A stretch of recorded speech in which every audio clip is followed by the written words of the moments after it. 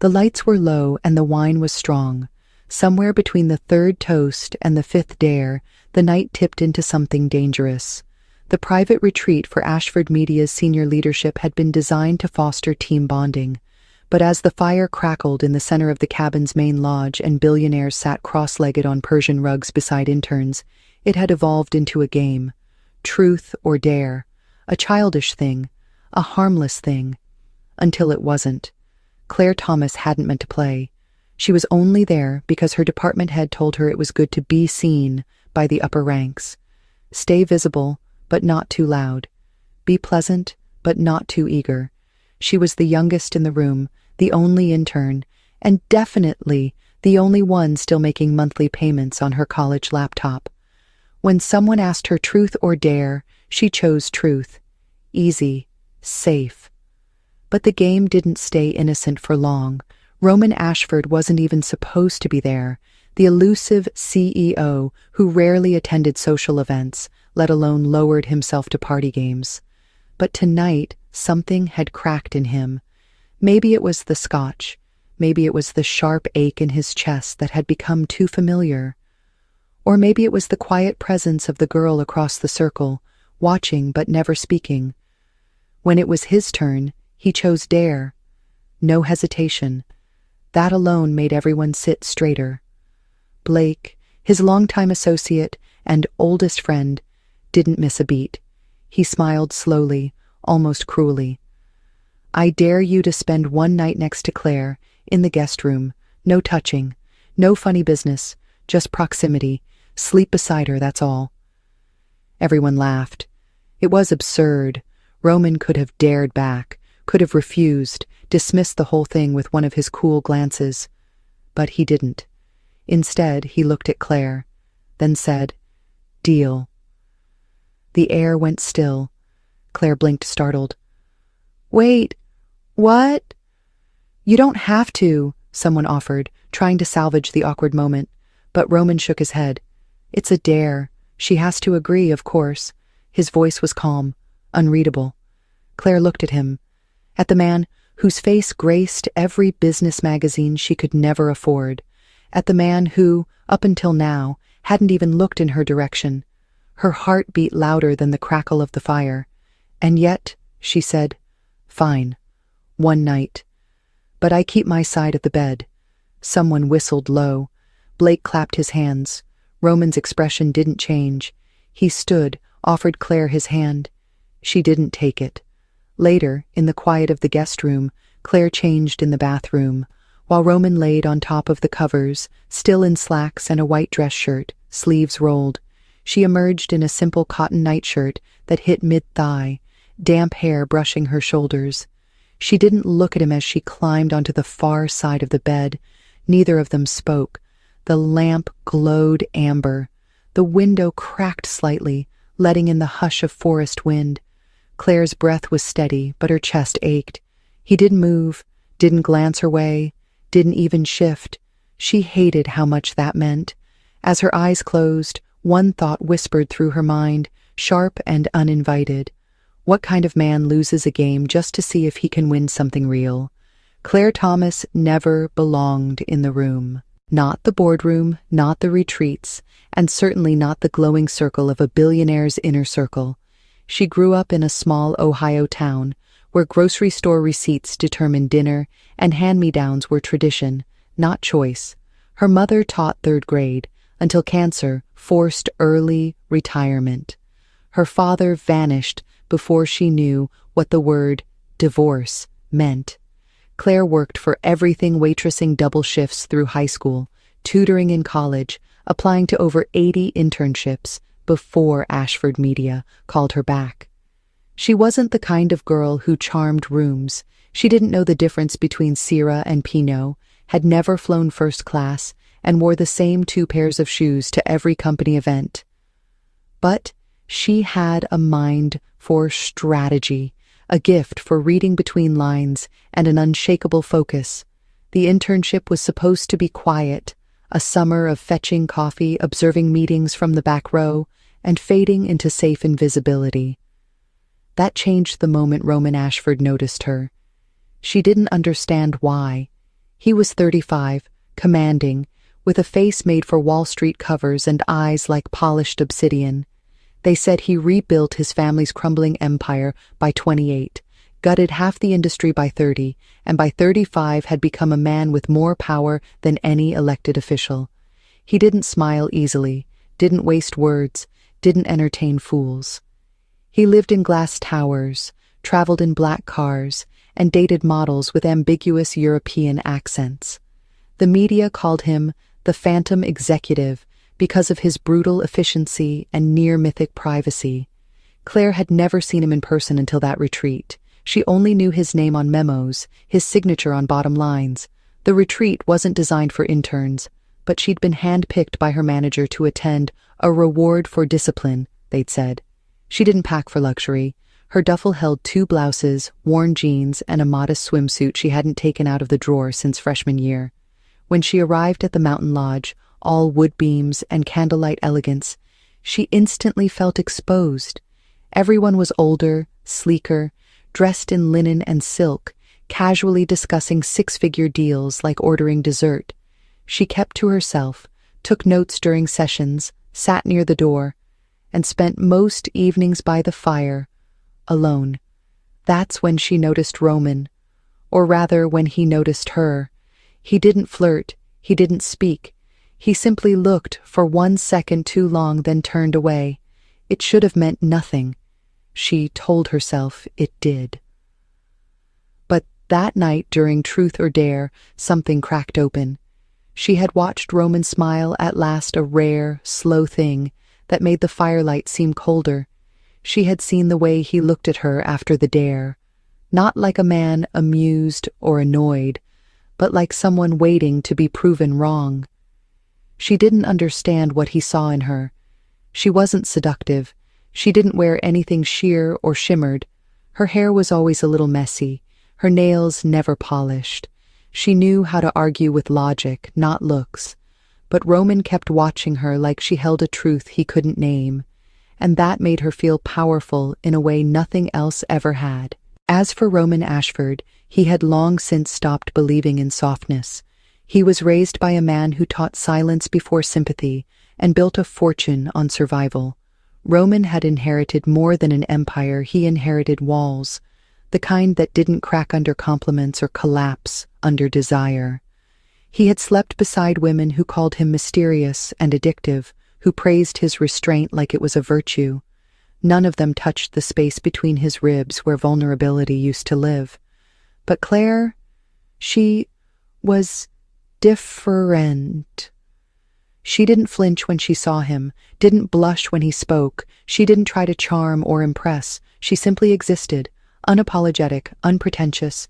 When Blake dared him to sleep beside her, it wasn't about the game. Not for Roman. It was about the chance to feel something real, something uncurated, something he couldn't control.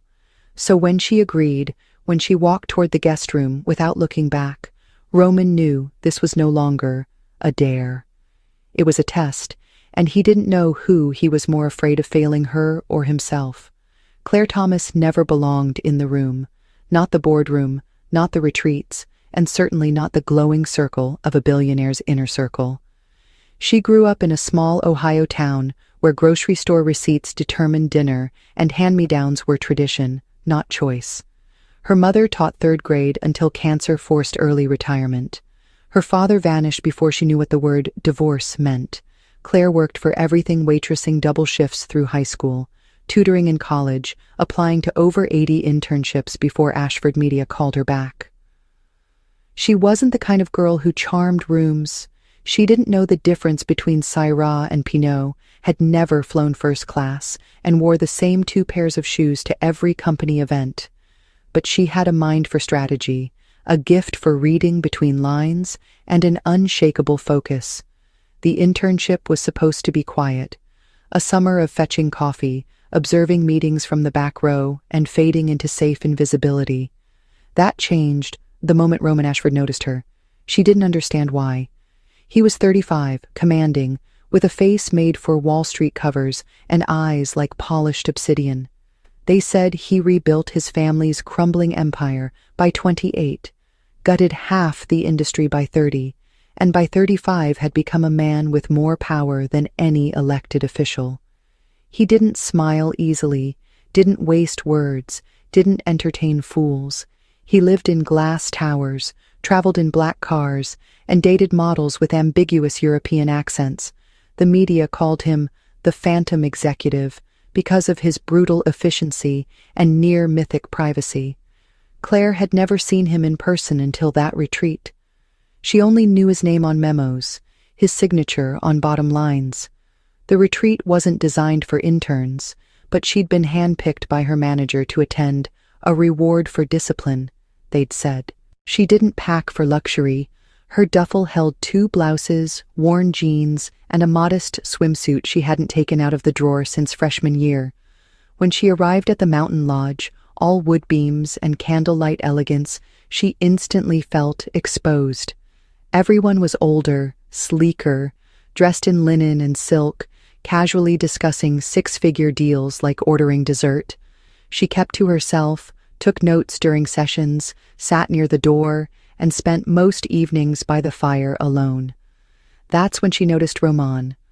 Or rather, when he noticed her. He didn't flirt. He didn't speak. He simply looked for 1 second too long, then turned away. It should have meant nothing. She told herself it did. But that night, during Truth or Dare, something cracked open.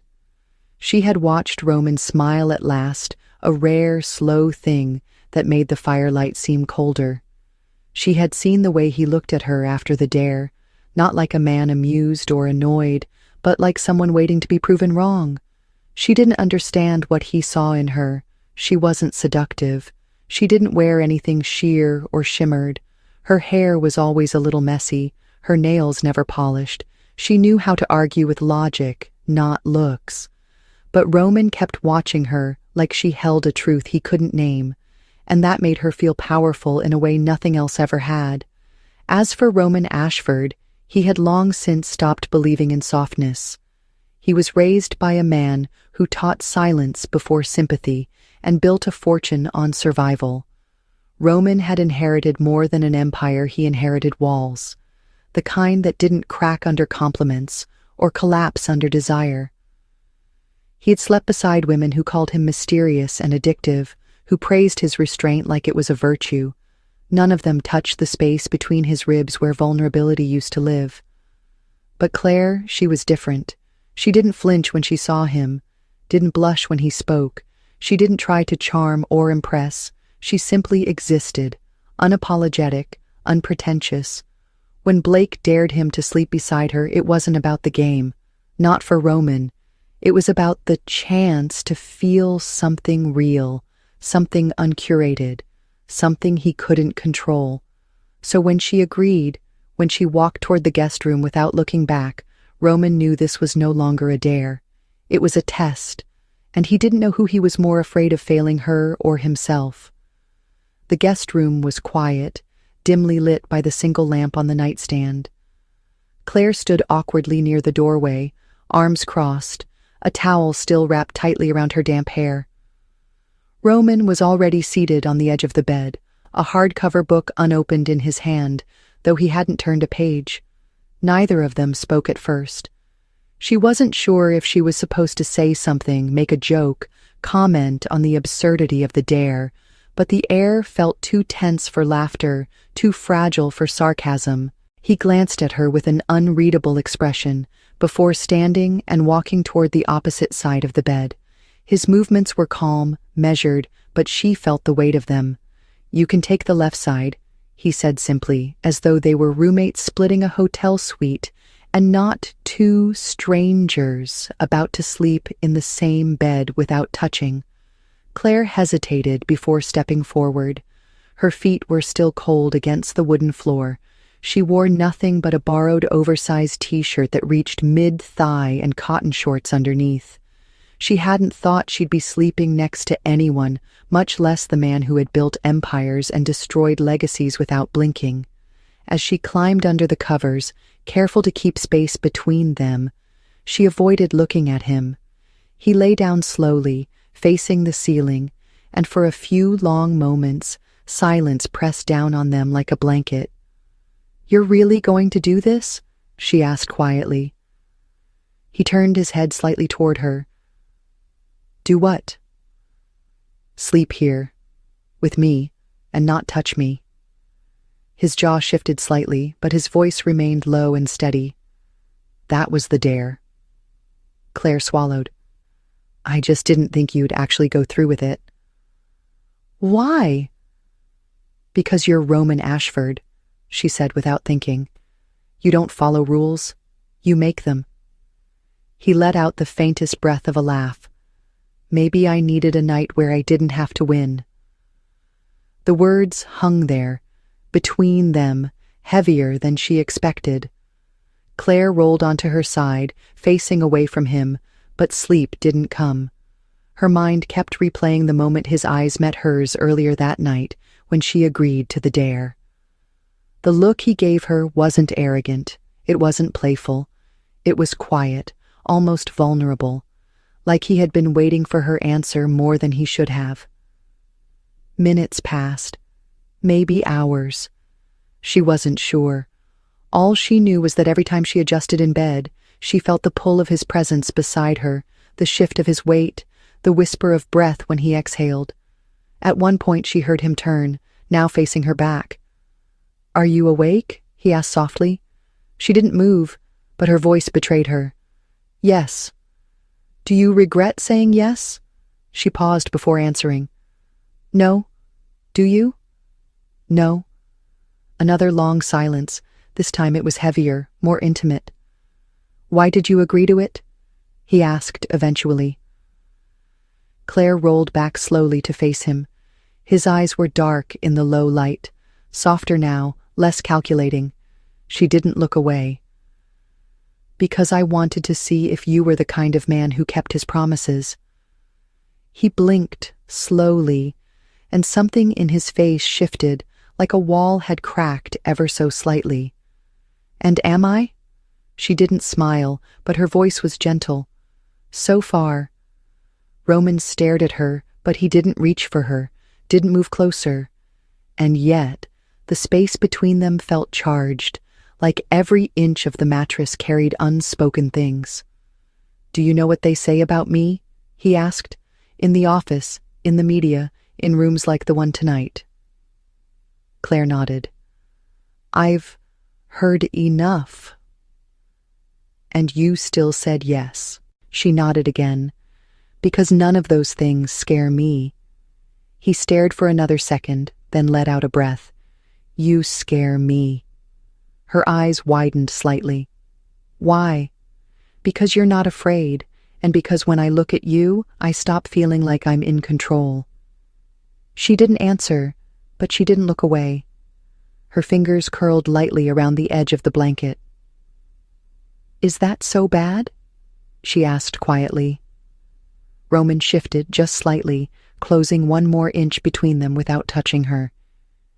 "It is if you've built your whole life on never needing anyone."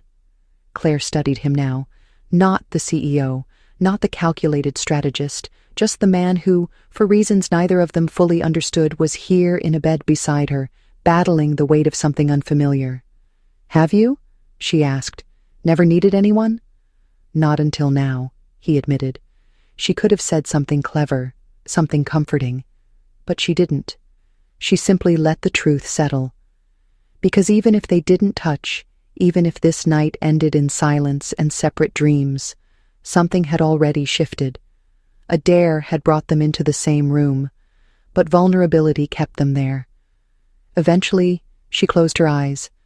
Not because she wasn't awake, but because she wanted him to think she was asleep, so he could be alone with the things he didn't know how to say.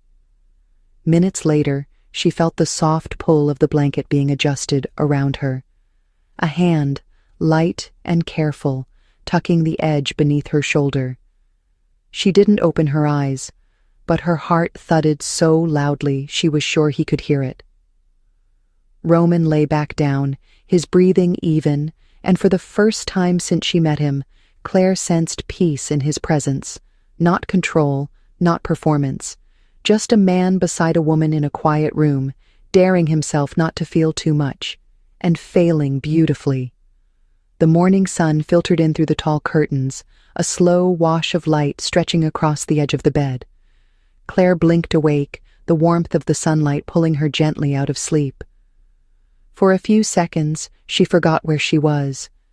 The sheets were softer than the ones on her cot back home, the air quieter than the usual noise of her neighborhood, and beside her, the space felt occupied. She turned her head slightly, and there he was. Roman Ashford, shirtless now, lying on his side, one hand tucked beneath his pillow, the other resting close to the invisible line they'd drawn between them last night. His breathing was steady, lips slightly parted, lashes resting against skin that looked softer than his reputation would ever suggest. He looked peaceful, not cold, not unreadable, just a man in sleep. She didn't move, didn't dare disturb the quiet. Instead, she watched him, memorizing the man most people never got to see. The same man who just hours earlier had admitted that she scared him, that he didn't feel in control around her. It wasn't arrogance that made him say it.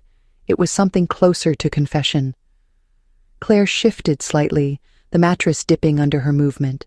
Roman stirred, then blinked once, groggily, before his eyes settled on her. "You're still here," he said, voice husky with sleep. "You sound surprised," she replied, her lips curling slightly. "I'm not used to people staying after the dare ends." "You didn't exactly give me a reason to leave." He exhaled through his nose, pushing himself upright. The sheet fell to his waist, revealing a torso that had clearly seen time in private gyms and penthouse pools. Claire kept her eyes level. He glanced at the clock. "It's still early. You can sleep more if you want." "I'm not really a sleeper inner," she said. "That doesn't surprise me." She watched as he reached for a glass of water on the nightstand and took a sip. Then he turned to her, studying her face. "You said you weren't afraid of me, or what people said about me." She nodded. "Still true. Why? Because you're human, and I've known too many people who try too hard to pretend they're not." He set the glass down. "I think I spent so long trying to control the story that I forgot how to live in it." "Then maybe you needed someone to throw in a twist." "Is that what you are? A plot twist?" "Maybe. Or maybe I'm just the first person who made you stop and ask if you're still the hero in your own story." He chuckled, low and real, before rubbing a hand over his face. "You think I'm the hero?" "I think you're trying to be. That counts." He leaned back against the headboard, folding his arms behind his head. "When I was a kid, I wanted to be a writer, not a CEO, not a businessman, a writer. I used to sit on the fire escape and write short stories about people I made up. I liked imagining lives where things made sense, where there were endings and beginnings and reasons for the mess." Claire stared at him. "What happened?" "My dad died. My mom married a man who hated kids and liked control. I stopped writing and started surviving. Then I got good at building things. But I never stopped missing that part of myself." "The part that told stories?" "The part that believed stories could save you." She was quiet for a long time, then said, "Maybe they still can." He turned his head to look at her. "You talk like someone who knows pain." "That's because I do." "Tell me." It wasn't a command. It wasn't even a question. It was an invitation. Claire exhaled, drawing her knees up under the sheet. "I grew up in a house that looked perfect from the outside. Mom baked cookies for PTA. Dad fixed things before they broke. But when the doors closed, nothing was safe. My sister got out when she was 17. I stayed, not because I was brave, because I didn't know where else to go. I spent the next few years trying to forget how it felt to not be believed. I took jobs that let me disappear. I made myself small, until one day I couldn't anymore. Roman's expression didn't change, but his hands tightened on the sheet. Did anyone ever answer for what happened? No, but I did. I stopped letting it define me. That was my justice. He didn't speak right away. Then he said, "You're stronger than I am." "No, I just learned earlier that silence won't save you." He nodded slowly. "And now?" "Now I deliver orders for a living and spend most nights trying to convince myself that I didn't imagine the girl I used to be." He leaned toward her slightly, not touching, but closer now. "She's still there. You're more her now than you've ever been." Claire felt her throat tighten. "Don't say things like that unless you mean them." "I don't say anything I don't mean," he said softly. "Not anymore." The room fell silent again, but it wasn't the kind that carried distance. It was a silence filled with breath, with truth, with two people who had peeled back parts of themselves they usually kept hidden. Roman reached for his phone and checked a message. "Looks like the others are still asleep. No one's asking where we are." "Good," she said, "because I'm not ready to go back out there yet." He looked at her. "Me neither." She lay back against the pillow, turning to face him. "What happens now?" He hesitated. "Now we stop pretending this was just a game." Claire reached out then, just a little, her hand brushing his. It was the first time she touched him without hesitation, and he didn't flinch. He turned his hand over, their palms meeting, fingers slowly curling together like a silent promise.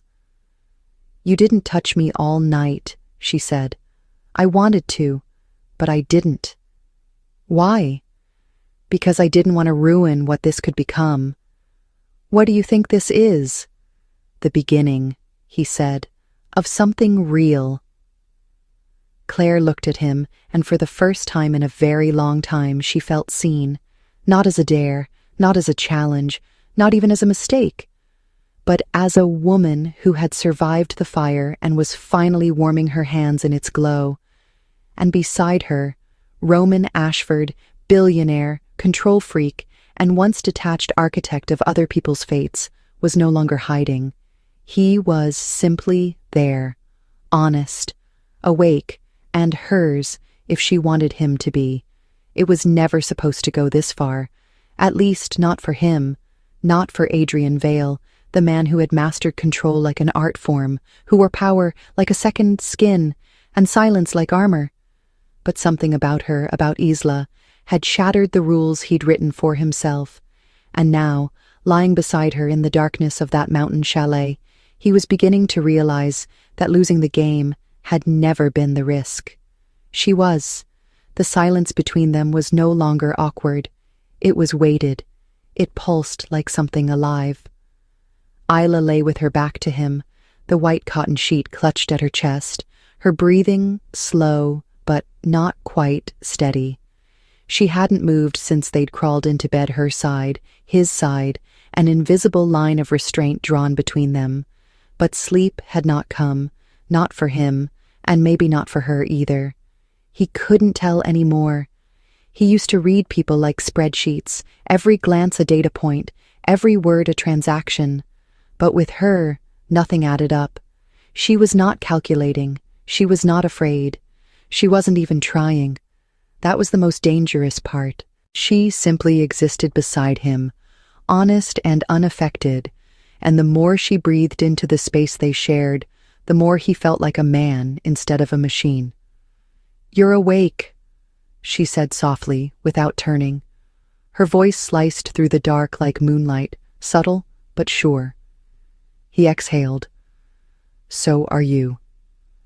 "I can't sleep," she murmured. "Because of me?" A pause, then a whisper. "Because of what I might feel." Adrian turned onto his side, careful not to move too close. "Tell me." "I don't know what to do with this. With you. With myself." She finally rolled to face him, her eyes wide in the dark. "You're not touching me, but I feel like I've never been this exposed." He swallowed. That makes two of us. Her brows drew together. You? He gave a faint nod. I'm not used to restraint. Then why aren't you touching me? She asked, her voice trembling, not out of fear, but from something else, something raw and aching. Because I told you I wouldn't. And, for the first time in my life, my word feels heavier than what I want. Her breath caught. And what do you want? Adrian's jaw tightened. He hadn't meant to speak this much, hadn't meant to let her pull the truth out of him in soft syllables and steady eye contact, but she was undoing him in real time. You, he said finally, not your body, not tonight. I want the version of you that's still learning to believe you're enough. She blinked slowly, then whispered, No one's ever said that to me. Maybe no one ever saw you properly. She looked at him for a long beat, then sat up, clutching the sheet to her chest. Her silhouette was backlit by the fireplace, her bare shoulders glowing gold in the soft light. I don't know how to do this, she admitted.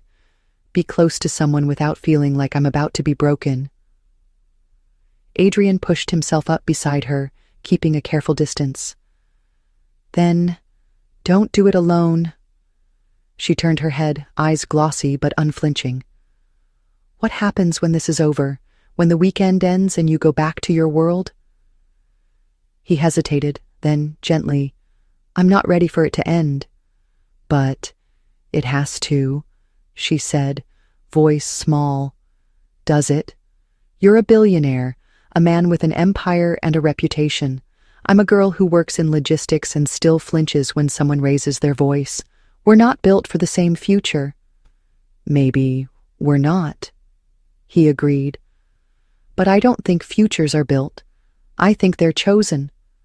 Isla looked down at the sheet bunched in her lap, her fingers twisting it nervously. So what are you choosing right now? To be here, with you, without pressure, without pretense. A long silence. Then, slowly, Isla let the sheet fall from her shoulders, not completely, just enough to bear the vulnerability she had spent years hiding. Her skin was soft in the low light, but it wasn't her body he was looking at. It was her courage. I'm scared, she said. So am I, he admitted. She leaned closer, just slightly, enough to let her shoulder graze his. Can I ask you something? Anything.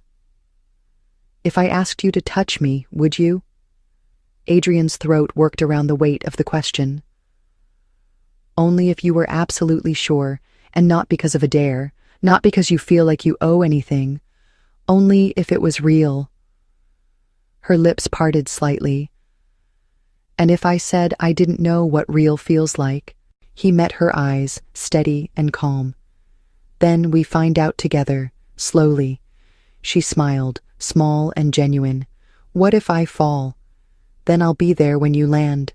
And with that, Isla leaned into him not to kiss, not to seduce, but to be held, just that. And when he wrapped the towel around her shoulders, pulled her gently against his chest, and whispered, You're safe, she finally believed it. Not because he said the words, but because his stillness felt like a promise.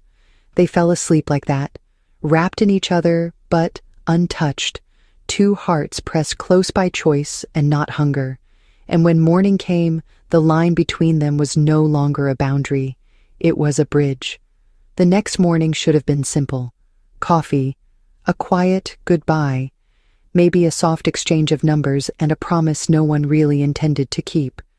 But it wasn't. The moment Isla opened her eyes and found Adrian still there, half awake and watching her like she was something fragile he couldn't afford to mishandle, she knew something had shifted, not between them, inside her. She sat up slowly, tucking the towel tighter around her, unsure of what came next. His voice was low, still colored by sleep.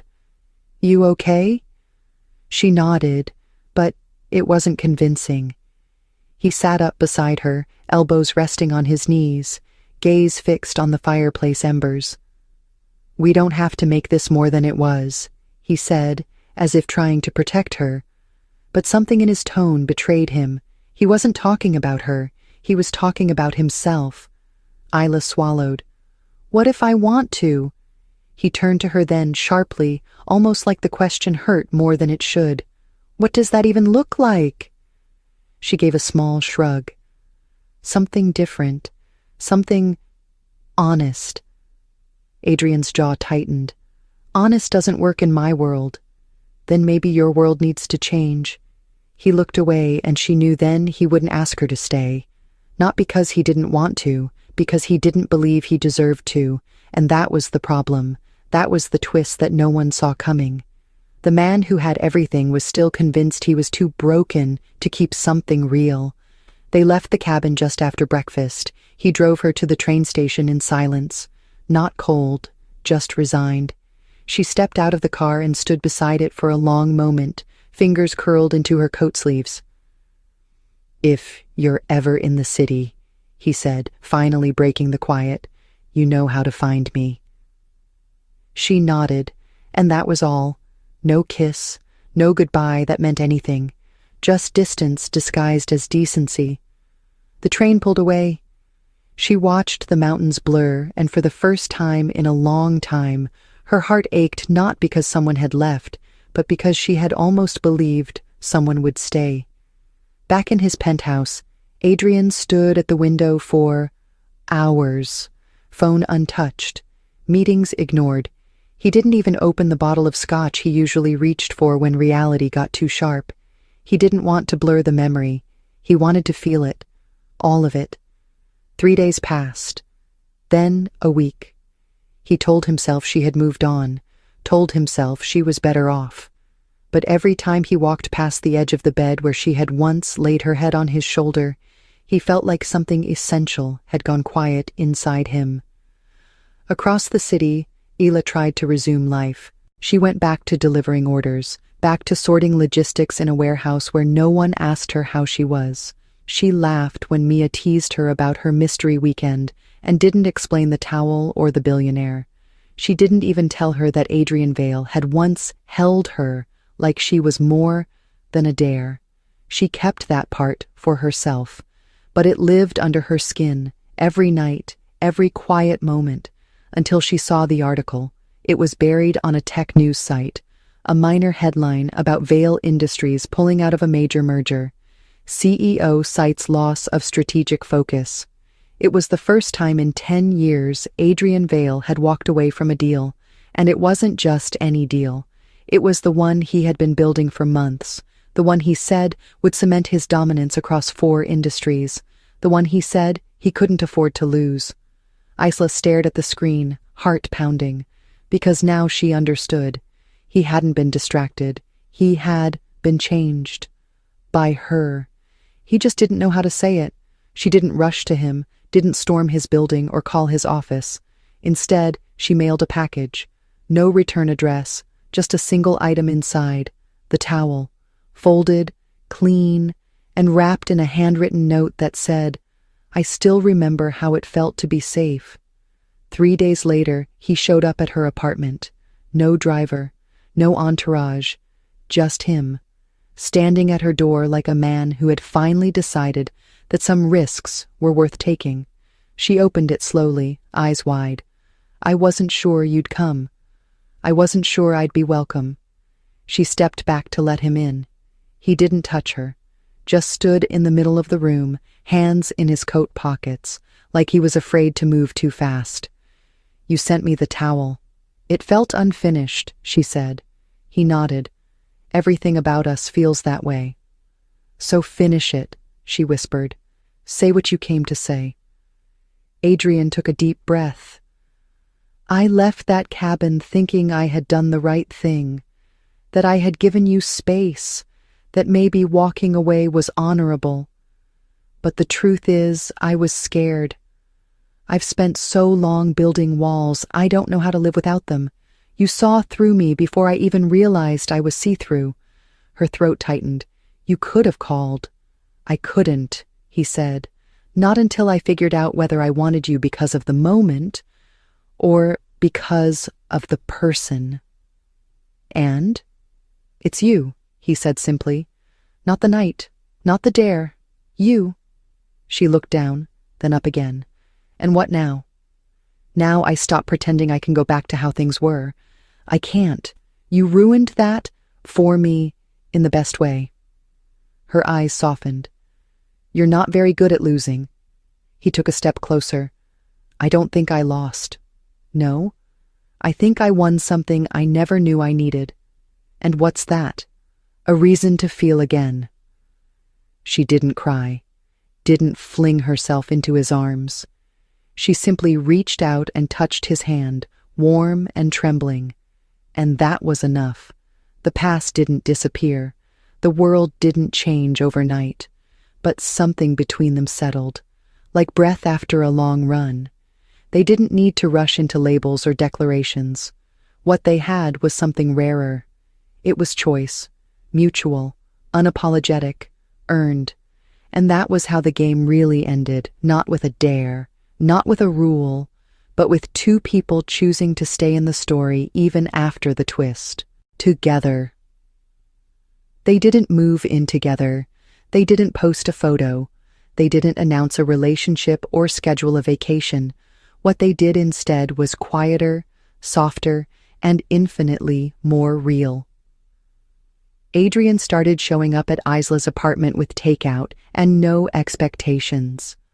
She stopped delivering late on Thursdays because that was their night to talk about everything except work and legacy and failure.